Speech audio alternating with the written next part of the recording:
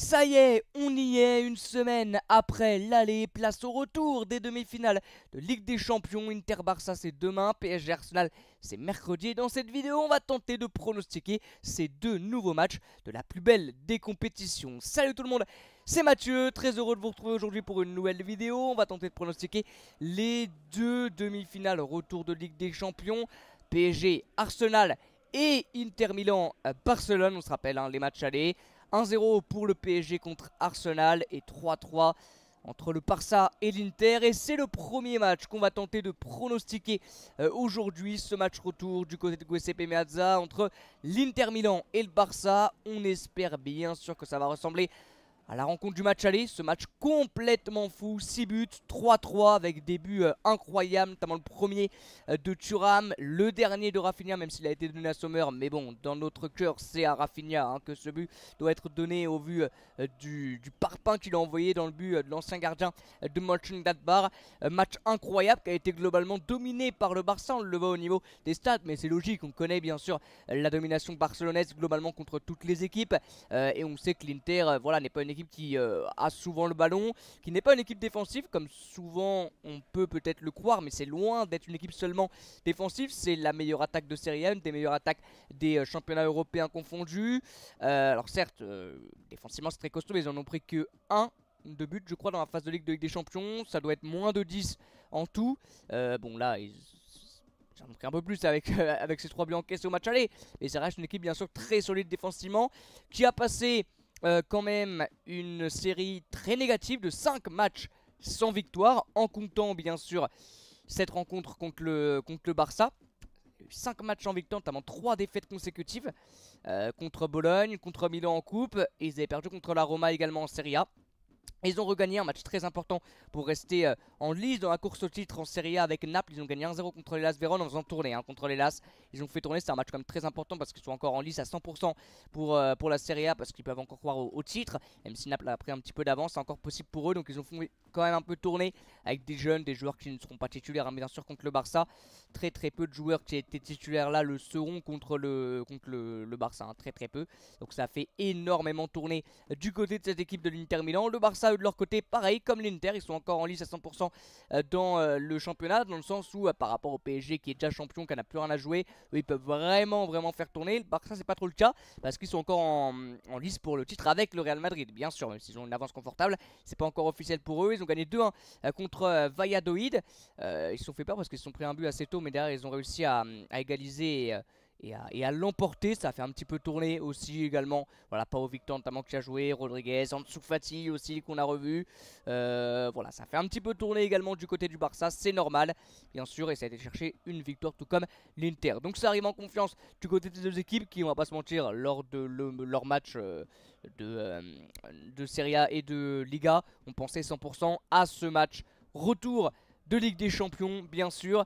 Je pense qu'on peut s'attendre à un match aussi beau, aussi prolifique, aussi intense que le match aller. Très sincèrement, je pense que ça peut être dans la même lignée. Ça va être dans une ambiance exceptionnelle du côté de Giuseppe Meazza. Je sais pas si vous vous en rendez compte, mais là on va vivre un truc fou du côté de l'Inter, du côté de Milan. Déjà, lors du match retour contre le Bayern, c'était complètement fou. Mais alors là, j'imagine même pas l'ambiance de folie qu'il va y avoir. Alors malheureusement, Lautaro Martinez est incertain pour ce match-là, à l'heure où je m'enregistre. Pareil, Benjamin Pavard sera pas là, c'est une grosse absence parce que c'est un très bon joueur, surtout cette année, très important dans le 11 d'Inzaghi, Pavard. Donc on parle de Taremi pour remplacer Lautaro Martinez, ça ne le vaudra pas, surtout que on va malheureusement perdre ce duo extrêmement complémentaire Thuram-Martinez. C'est pas encore officiel, mais il est très incertain malheureusement, il est sorti au match aller.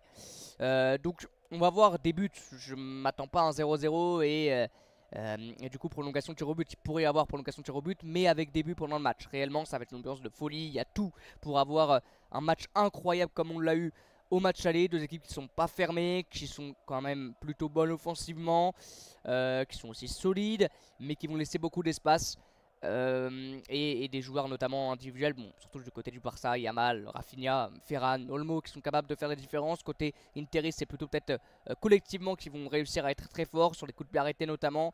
Le milieu de terrain aussi, Mkhitaryan, Çalhanoğlu, Barella, qu'est-ce que c'est fort cette année. Bref, il y a tout pour avoir un énorme match comme on l'a eu au match aller. Maintenant pour le pronostiquer c'est un petit peu compliqué bien évidemment. Même très très dur. Très très dur. Le Barça me semble légèrement au-dessus. Alors on le voit pour gagner ce match, pas pour se qualifier. Pour gagner ce match, c'est extrêmement serré. Le Barça est très largement favori, mais très très largement. Très légèrement, pardon, très légèrement favori.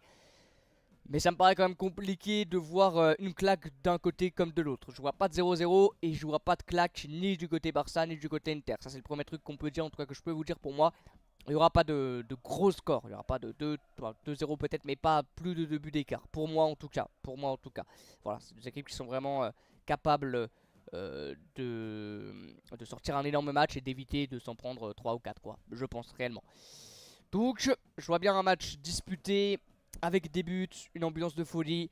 Donc j'irai vers un match prolifique et vers un 2-2. Je vais aller vers un 2-2 et vers une victoire folle du Barça en prolongation. Voilà, parce qu'ils ont aussi un joli banc, donc ça peut aussi venir du banc.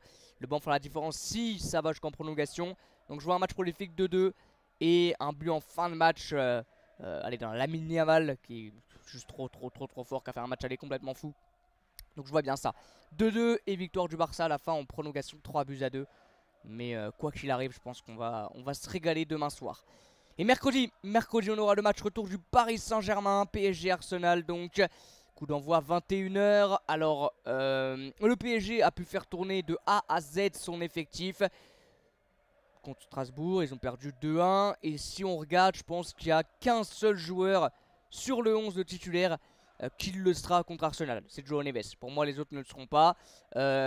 Petit point d'interrogation sur Barcola, mais je pense que Désiré Doué partira, à part si Dembélé, un certain le rouge m'enregistre, ne peut pas tenir sa place. Donc ça sera Barcola titulaire, ce qui semble logique.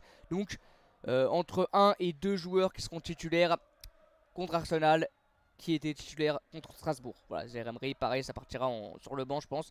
Et les autres, bien évidemment, n'auront pas, seront pas titulaires, c'est sûr et certain. Donc ça a pu faire tourner, ça a pu faire reposer les cadres. Alors je crois que ouais, t'as quand même Désiré Doué et Femel Rus qui sont rentrés. Doué assez tôt en plus dans la rencontre. Mais notamment Kvaratskhelia, Vitinhan, Willian Pacho sont pas rentrés, étaient sur le banc. Ils sont pas rentrés. Voilà, c'est que ça compte pour du beurre maintenant. Côté PSG, notamment avec cette défaite contre Nice qui a effacé les rêves d'invincibilité du Paris Saint-Germain. Et côté Arsenal, ça fait tourner, mais pas énormément. Je crois que ça n'a pas énormément fait tourner. Défaite contre Bournemouth en plus, parce qu'ils avaient en tête bien sûr ce match contre le PSG. Parce qu'eux, ils sont pas encore. Alors, eux, faut faire attention. Alors, normalement, ça devrait le faire pour la LDC, bien évidemment. Mais attention, parce qu'ils ont seulement 4 points d'avance sur Chelsea 5ème. Donc, attention à ça côté Arsenal. Bon, je pense que ça va le faire, mais attention. Donc, ils ont fait légèrement tourner, mais je crois pas trop. Pas tant que ça, je crois, contre Bournemouth. Ouais, pas tant que ça. Pas tant que ça du tout, même. Ils ont pas trop fait tourner plus que ça côté Arsenal. Pas tant que ça. Et ils ont perdu. Deux équipes ont perdu. Bon, après, voilà, ça montre pas leur forme ou leur confiance. Ils avaient juste en tête à 100% ce match contre. Enfin, de demi-finale retour. Donc, je pense, je vais pas dire qu'ils s'en foutent un peu. Ça reste des professionnels. Mais bon, voilà, ça leur passait au-dessus de la tête, je pense, cette rencontre-là. Donc, on l'a dit. Alors, c'est pas écrit, mais il est assez incertain. Le rouge juste Dembélé devrait être présent, mais reste assez incertain. Et encore beaucoup de blessures du côté de cette équipe d'Arsenal, notamment les deux Gabriel, Jesus et Gabriel le Brésilien, qui sont plus là jusqu'à la fin de la saison. C'est des énormes pertes bien évidemment, parce que tu es obligé en faux neuf de faire jouer Trossard. Et puis en défense centrale, bon, Gabriel ça manque énormément bien évidemment. Pas de Calvert, Odegaard incertain, mais je pense qu'il sera présent. Pareil pour Calafiori. Il y a beaucoup de joueurs incertains ou qui ne seront pas là, forfait pour ce match côté Arsenal. Le PSG pour moi partira légèrement favori pour la qualif par rapport bien sûr au match aller qu'ils ont réalisé, cette courte victoire, et surtout par rapport au fait qu'ils sont chez eux à la maison au Paris Saint-Germain. Bon, ça ne change pas le fait que l'année dernière, également à la maison, au match retour contre Dortmund, ils n'avaient pas réussi à se qualifier. Bon, ils n'avaient pas gagné l'aller, mais bon, ils n'avaient pas réussi. Ça va être une ambiance aussi complètement folle pour cette rencontre-là. Pareil, extrêmement compliqué à pronostiquer, même si pour moi le PSG est légèrement quand même favori aussi sur ce match-là. Même si Arsenal les armes et a les qualités, les capacités bien sûr de battre et de se qualifier face au Paris Saint-Germain.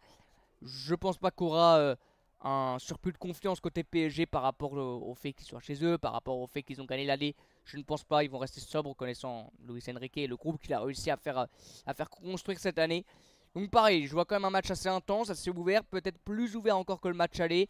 Parce qu'Arsenal, alors Arsenal, bon, ils ont perdu que 1-0, donc ils vont pas devoir dès le début laisser des espaces et se projeter très rapidement vers l'avant, parce qu'ils ont le temps, ils ont 90 minutes s'ils s'en prennent pas pour mettre un but. donc ça devrait le faire quand même.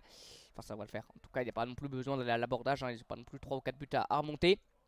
Mais le PSG, voilà, une légère avance bien évidemment.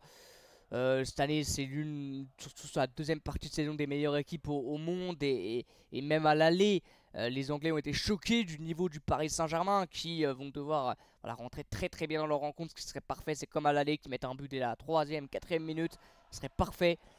Mais voilà, va falloir sortir un très gros match, très gros match, parce qu'Arsenal, bien sûr, n'a pas dit son dernier mot. Donc côté pronostic, compliqué à sortir un prono, mais on va aller sur une victoire 2-1 du Paris Saint-Germain en 90 minutes et donc une qualification. Et donc la finale que tous les fans de football, hors supporters interistes et supporters Gunners, attendent. Une finale 100% football entre le Paris Saint-Germain et le FC Barcelone. C'est ce que je vois, c'est ce que je souhaite en tout cas. Parce que cette année, c'est ce qui se fait de mieux au niveau du jeu. Peut-être qu'on sera déçu, hein, mais bon, je pense pas. On verra bien.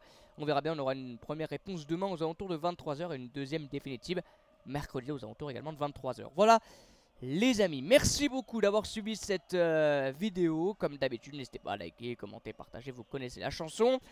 Merci beaucoup d'avoir suivi, n'hésitez pas dans l'espace commentaire aussi à mettre vos pronos de ces deux matchs. Je vous dis à très bientôt et comme d'habitude, ciao.